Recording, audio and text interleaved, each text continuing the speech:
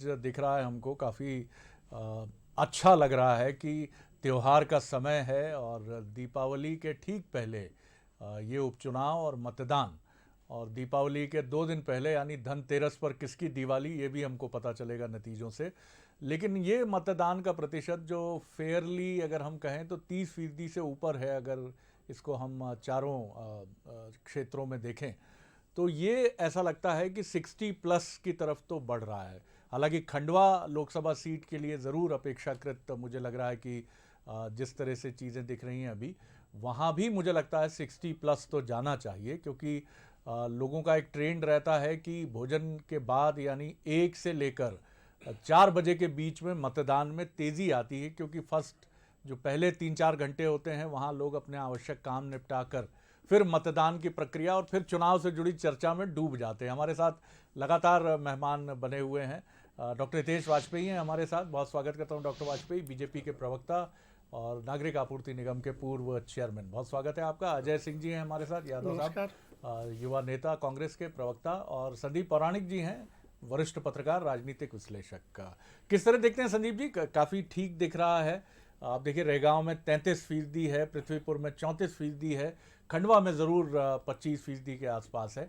लेकिन ये जिस तरह से, क्योंकि आंकड़े आने में भी समय लगता ही है और ये आंकड़े अभी और दुरुस्त होंगे, तो हम कह सकते हैं कि 60% से ऊपर और 70% तक भी कुछ विधानसभा क्षेत्रों में पहुंच जाए तो शायद आश्चर्य नहीं होगा। क्या क्या आकलन है आपका?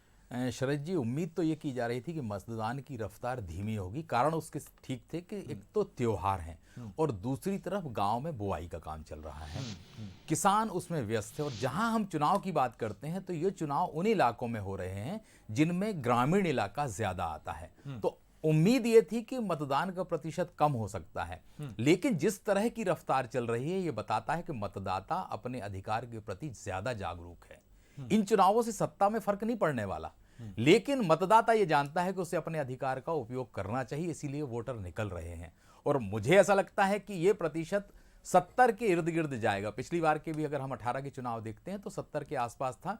तो वही उत्साह मतदाताओं में आज भी है, और ये कहीं ना कहीं अगर ये 70 से ऊपर चला जाता है तो ये बड़े क्रांतिकारी नतीजे भी दे जाएगा, मुझे ऐसा लगता है। बिल्कुल आपने सही कहा, अगर ये 70% से ऊपर जाता है तो बहुत दिलचस्प होगा, और दोनों ही राजनीतिक दलों को श्रेय इसके लिए देना होगा कि उन्होंने एक ऐसे उपचुनाव में भी अपनी ताकत जिस तरह से झोंकी है, खासतौर से मैं भाजपा की बात करूंगा, जिस तरह से उन्होंने गेयरअप किया है इस चुनाव के लिए और अपने पूरे संगठन को झोंक दिया चुनाव में कि नहीं साहब मतदाता को निकालिए। डॉक्टर वाजपेयी, देखिए, हम बहुत खूबसूरत लोकतंत्र हैं और मैं अभी एक कॉन्फ्रेंस में भी इसीलिए होके आ रहा हूँ जहाँ हम 20 साल मोदी जी ने सरकारों के मुखिया के रूप में एक डिलीवरिंग डेमोक्रेसी कैसे होती है इस विषय को लिया था। और तब मैं वहाँ बैठ के यही सोच रहा था कि इस डेमोक्रेसी लोकतंत्र को प्राप्त करने का टूल जो है वो चुनाव ही है। चुनाव साधन है जिससे कि हम लोकतंत्र के उस मंदिर को जगमग करते हैं और फिर लोगों के लिए काम होते हैं। तो चुनाव में हम चयन करते हैं कि उस लोकतंत्र के मंदिर में कौन हमारा प्रतिनिधित्व करेगा, शरद जी।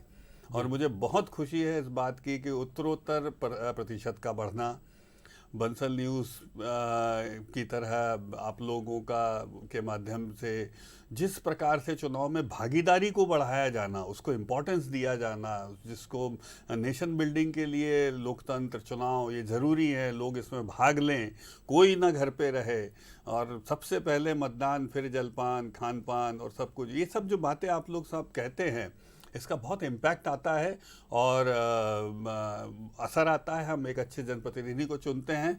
बाकी जो बात आपने कही है वो सब हम आपको सुनेंगे। हमारी नज़र हर बूथ के ऊपर है और ईश्वर की कृपा है साहब बंसल न्यूज़ पे और हमारे पे कि आपने हमको प्रथम स्थान पे ही रखा है। साइड में देख रहा हूँ मैं बार बार हमारे प्रत्याशी सब प्रथम पे चल रहे हैं मतदान के दिन। तो हमें पूरी उम्मीद है कि हमने अपनी नीति, नेता और नीयत जो जनता के बीच रखी है, जो हमेशा उनके बीच मौजूद रहते हैं, उसके आधार पर, क्योंकि देखिए इन चुनाव से सरकार के अस्तित्व पर कोई बहुत मेजर इम्पैक्ट नहीं है, तो स्वाभाविक है कि हमारा भी ऐसा मानना है कि हमारी नीतियों को देखते हुए जनता वहाँ की ऐसा जनप्रतिनिधि चुनना चाहेगी जो सरकार के साथ चलकर, शिवराज जी के साथ चलकर, मोदी जी के साथ चलकर उस क्षेत्र के विकास में ये 2 साल अपना व्यतीत करे, और फिर आम चुनाव होंगे तो फिर जनता का अवसर फिर मिलता ही है। जी अजय जी, काफ़ी बेहतर पोजीशनिंग दिख रही है अगर मतदान की हम बात करें, और बिल्कुल सही बात है, और निर्वाचन आयोग को भी इसका श्रेय जाता है